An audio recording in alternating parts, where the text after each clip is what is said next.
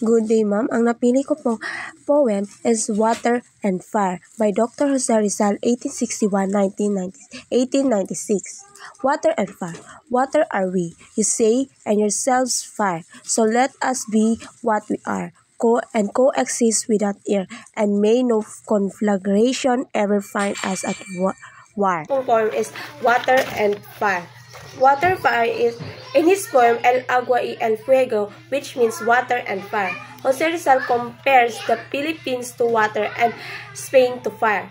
The poem appears in the chapter Bajo Cubierta in his novel El Filibusterismo na gumagamit ng tubig at apoy upang kumatawan sa dalawang magkasalungat na puwersa.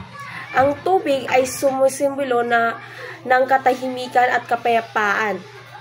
And ang apoy naman ay kumakatawan sa pag-ibigan, intensidad at paminsan-minsang pagkawasak.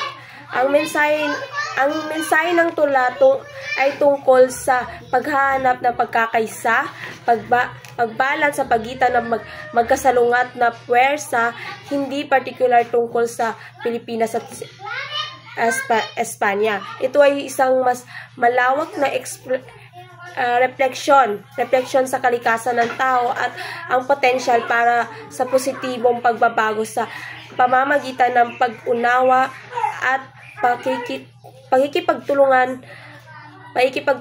Ang mga simbolong ito ay nagtutulungan upang ilarawan ang mensahe ng tula tungkol sa kahalagaan ng pakikipagtulungan at balanse sa pagitan ng magkasalungat na puwersa upang makamit ang pag-unlad at kaliwanagan.